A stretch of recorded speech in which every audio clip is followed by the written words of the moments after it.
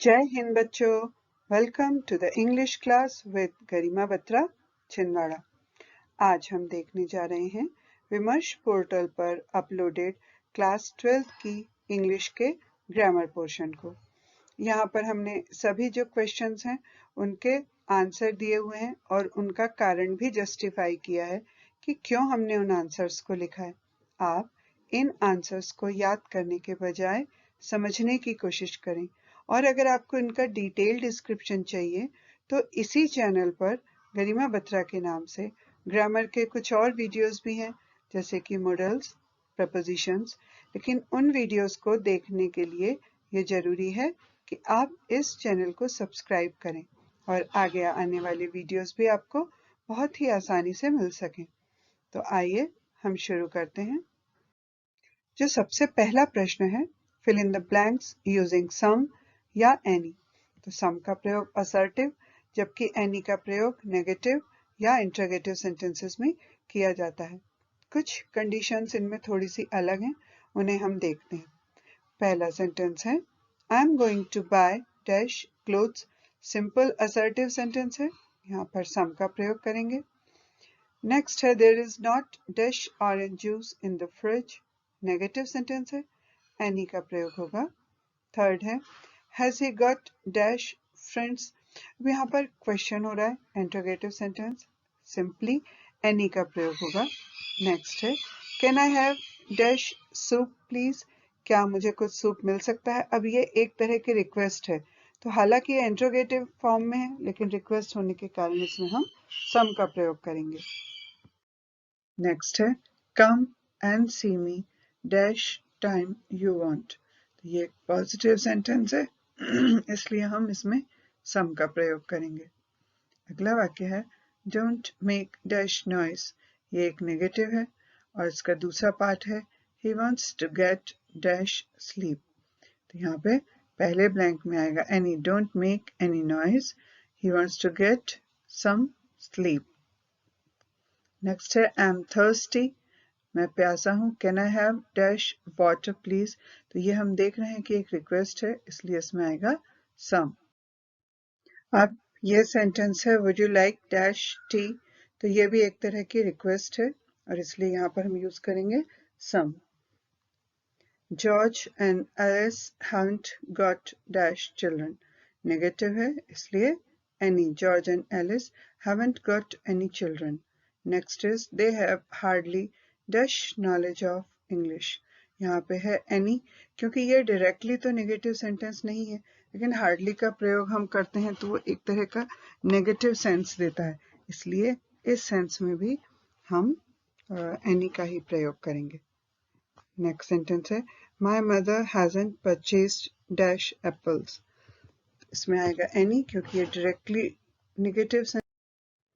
अब ये सेंटेंस है he cross the frontier without dash difficulty. तो विदाउट जो है ये भी एक तरह से नेगेटिव सेंस है, इसलिए यहाँ पर हम एनी का प्रयोग करेंगे। नेक्स्ट है they bought dash books. Simply directly ये पॉजिटिव सेंटेंस है इसलिए सम। नेक्स्ट है are there dash letters for me, और ये क्योंकि क्वेश्चन है यहाँ पर एनी का प्रयोग करेंगे। नेक्स्ट है he has given me dash money to start my business. तो यहाँ पर हम यूज करेंगे सम क्योंकि ये भी सिंपली पॉजिटिव। अब नेक्स्ट क्वेश्चन है complete the following sentences using much या मैनी। तो मच और मैनी दोनों किसी भी चीज की बहुत ज्यादा मात्रा आपको बताने के लिए प्रयुक्त होते हैं, लेकिन दोनों में फर्क ये है कि मच का प्रयोग हम अनकाउंटेबल्स के साथ करते हैं जबकि मैनी का प्रयोग हम काउंटेबल्स के साथ करते हैं। तो पहला सेंटेंस है I made a good dash friends. Friends countable होते हैं इसलिए यहाँ पर हम मैनी का प्रयोग करेंगे। नेक्स्ट सेंटेंस है there is not dash water in the lake this year. हमें पता है कि वाटर अनकाउंटेबल है, इसे हम मेजर कर सकते हैं, इसे हम माप सकते हैं लेकिन इसे हम गिन नहीं सकते, तो इस यहाँ पर हम मच का प्रयोग करेंगे। नेक्स्ट है have you read dash English poems. तो ये क्योंकि इंग्लिश की जो पोएम्स हैं इन्हें आप काउंट कर सकते हैं तो यहाँ पर हम मैनी का प्रयोग करेंगे। नेक्स्ट है the boys made dash noise in the class. अब शोर को आप गिन नहीं सकते, आप उसे डेसिबल में माप सकते हैं, तो यहाँ पर हम मच का प्रयोग करेंगे। अगला प्रश्न है does he do dash work daily. अब काम को आप किसी एक काम की मात्रा को गिन नहीं सकते, तो यहाँ पर हम मच का प्रयोग करेंगे। अगला है how dash times did you meet him.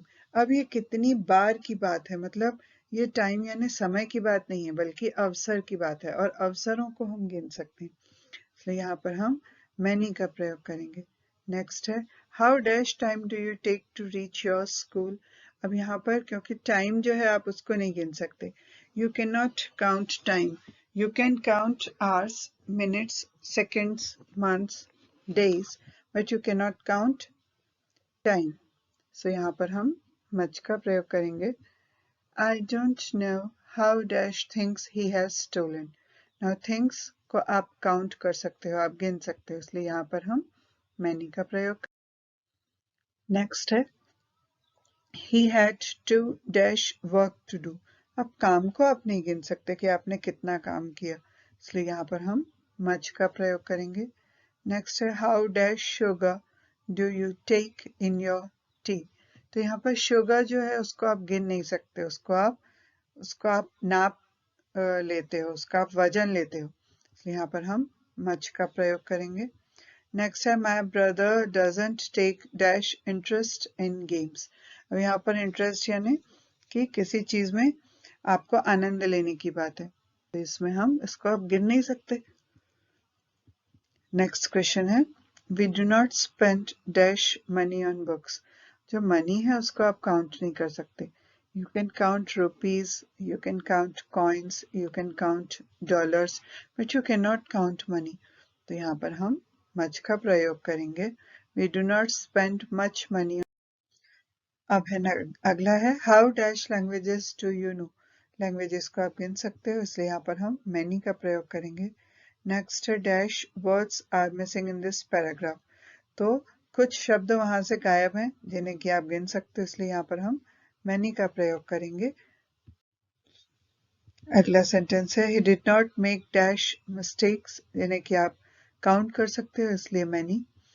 Next है he may take us dash pens as he likes। तो पेन्स को आप गिन सकते हो, इसलिए यहाँ पर भी हम many का प्रयोग करेंगे। अगली एक्सरसाइज है complete the following sentences using neither nor either। तो neither और either का प्रयोग हम वहां पे करते हैं जब आपके पास दो ऑप्शंस हो और दोनों में से किसी एक, कोई भी एक की बात हो रही हो। फर्क सिर्फ इतना है कि नाइदर का प्रयोग हम नेगेटिव के लिए करते हैं जबकि आइदर का प्रयोग पॉजिटिव। नाइदर मतलब दोनों में से कोई भी नहीं और आइदर मतलब दोनों में से कोई भी एक। तो अब ये पहला सेंटेंस है there are two restaurants here, we can't go to. अब हम यहाँ पर एक ऑलरेडी नेगेटिव यूज हो चुका है सेंटेंस में, तो यहाँ पर अब दूसरा नेगेटिव नाइदर का प्रयोग नहीं करेंगे, यहाँ पर हम आइदर का प्रयोग करेंगे। We can't go to either restaurant because अब दूसरा जो ऑप्शन है उसमें हमें ये पता चल गया इसी सेंटेंस से कि हम दोनों में से किसी में भी नहीं जा सकते क्योंकि दोनों में से कोई भी अच्छा नहीं है, तो इसलिए दूसरे में हम प्रयोग करेंगे नाइदर। नेक्स्ट सेंटेंस है Mohan has given me 2 books but I have not red. अब फिर से यहाँ पर एक नेगेटिव नॉट का प्रयोग है, तो यहाँ पर हम आइदर का प्रयोग करेंगे। तीसरा वाक्य है Mohan has given me 2 books but I have read. Mohan ने मुझे 2 बुक दी है, लेकिन क्योंकि अब यहाँ बट का प्रयोग है इसका मतलब यहाँ पे नेगेटिव सेंस आ रहा है, इसलिए हम यहाँ पर नाइदर का प्रयोग करेंगे। अब यहाँ पर कम ऑन ट्यूसडे और थर्सडे, मंगलवार या गुरुवार दोनों में से किसी भी दिन आओ। अब यहाँ पर क्योंकि पॉजिटिव सेंस है इसलिए यहाँ पर आइदर का प्रयोग करेगा, दोनों में से कोई भी दिन ओके है। नेक्स्ट है dash dash accusation is true, he is sure to be acquitted. मतलब कि कोई भी उसका जो तर्क है, कोई भी उसकी जो गवाही है, कोई भी उसका जो पक्ष है वो सही नहीं निकला और इसलिए उसको निश्चित रूप से सजा मिलेगी। तो यहाँ पे हमें दूसरा वाक्य देखकर कॉन्टेक्स्ट का पता चल रहा है कि उसको अगर निश्चित रूप से सजा मिलेगी मतलब यहाँ पर दोनों में से कोई भी सच नहीं है, इसलिए यहाँ पर हम नाइदर का प्रयोग करेंगे। अगला वाक्य है ही कैन राइट विद, क्योंकि इसमें एक पॉजिटिव सेंस हमें समझ में आ रहा है, इसलिए हम यहाँ पर आइदर का प्रयोग करेंगे। नेक्स्ट है there were trees on dash side of the road. अब यदि कोई व्यक्ति किसी रोड से होकर निकला है तो या तो दोनों तरफ पेड़ होंगे या किसी एक तरफ पेड़ होंगे। तो यहाँ पर क्योंकि किसी भी तरफ पेड़ नहीं होंगे, इसलिए उस इंसान को ये याद रहा कि वहां पर neither side of the road. Next वाक्य है dash twin was invited to the party. अब यहाँ पर जुड़वा की बात हो रही है, क्योंकि वो पार्टी में नहीं गए इसका मतलब उन्हें पार्टी में नहीं बुलाया गया था, तो इसलिए हम यहाँ पर नीदर का प्रयोग करेंगे।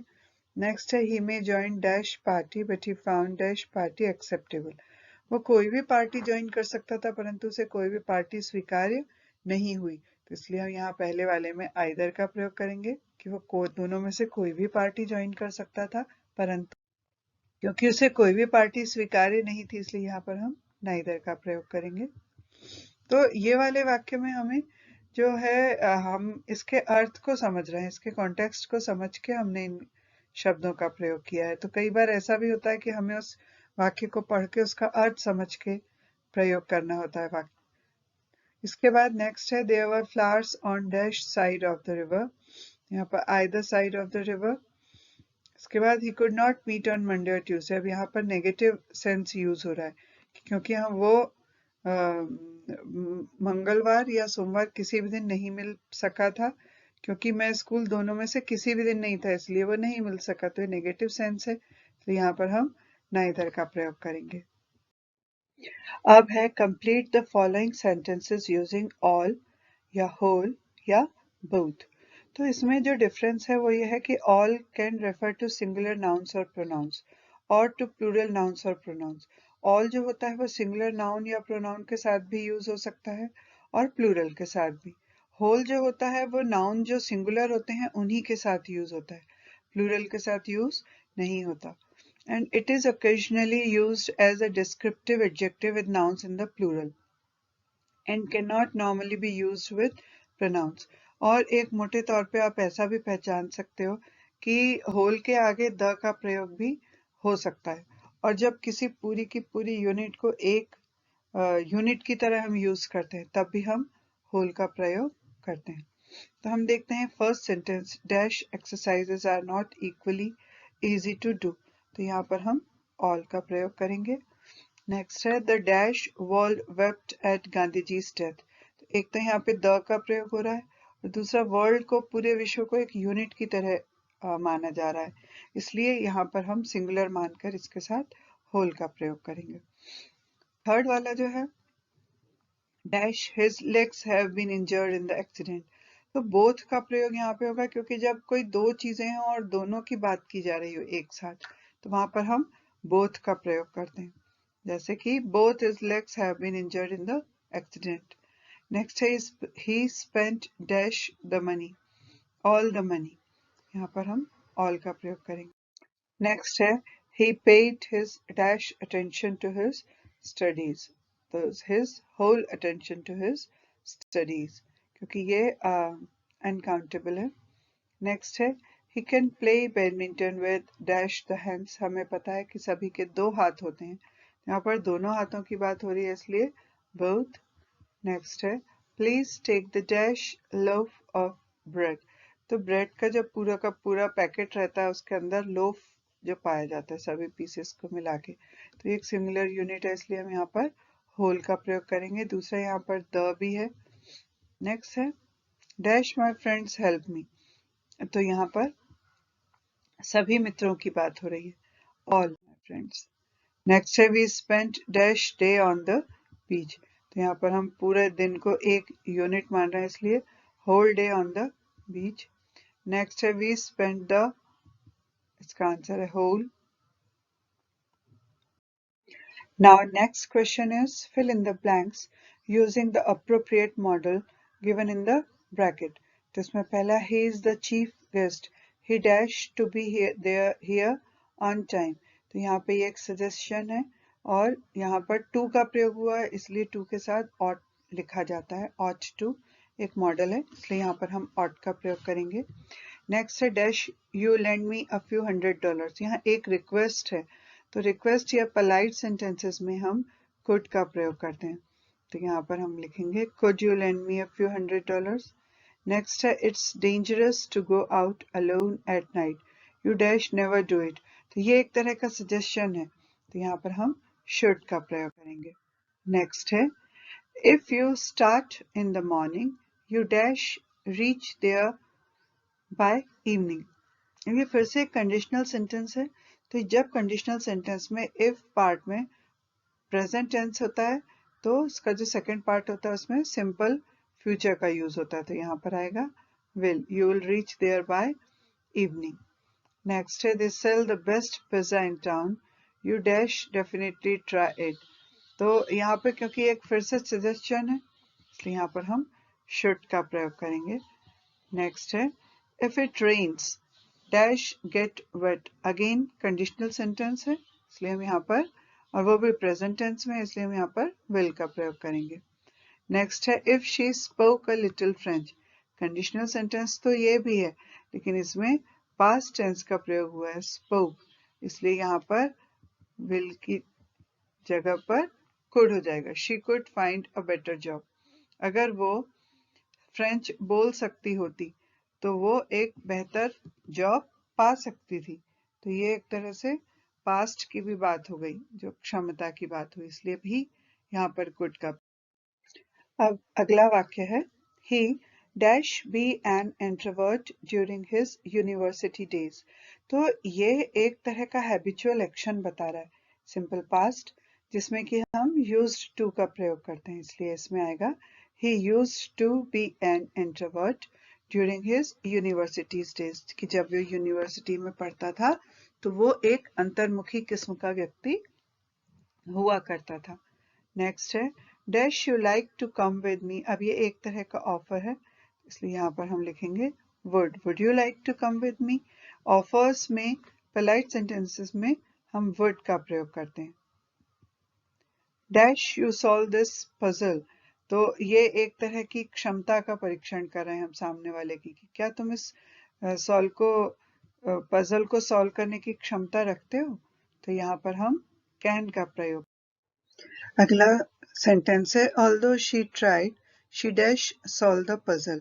तो यहाँ पे क्योंकि पास्ट टेंस की बात है इसलिए यहाँ पर कोई काम ना कर सकने की अक्षमता की बात है, इसलिए यहाँ पर हम could not का प्रयोग करेंगे। नेक्स्ट है my grand mother is 90 she dash still read with glasses. यहाँ भी जो दादी माँ है उनकी क्षमता की बात है और वो भी प्रेजेंट टेंस में, इसलिए यहाँ पर हम कैन का प्रयोग करेंगे। अगला वाक्य है यू डैश रिग्रेट दिस। तो ये एक तरह से कोई व्यक्ति किसी को कुछ निश्चित बात बता रहा है कि ये जो आज काम तुमने किया है इसके लिए तुम निश्चित रूप से कल पछताओगे, तो वैसे यू के साथ हम शेल का प्रयोग करते हैं, लेकिन यहाँ पे कुछ निश्चितता सर्टेनिटी की बात होती है तो वहां पर हम विल का प्रयोग करते हैं, तो you will regret this. Next है I dash go no matter what, तो ये भी एक तरह का डिटर्मिनेशन बता रहा है कि कुछ भी हो मैं जरूर जाऊंगा। तो वैसे तो आई के साथ शेल का प्रयोग होता है लेकिन यहाँ पे डिटर्मिनेशन है इसलिए हम विल का प्रयोग करेंगे। नेक्स्ट है dash you mind moving a bit, ये एक तरह की रिक्वेस्ट है, तो रिक्वेस्ट सेंटेंसेस में हम वुड या कुड का प्रयोग करते हैं, तो यहाँ पर हम लिखेंगे would you mind moving a bit. Next है you dash not repeat this, तो यहाँ पर हम शेल का प्रयोग करेंगे। नेक्स्ट है यू डैश पे फॉर दिस, तो ये एक तरह का सजेशन है तो इसके लिए हम शुड का प्रयोग करेंगे।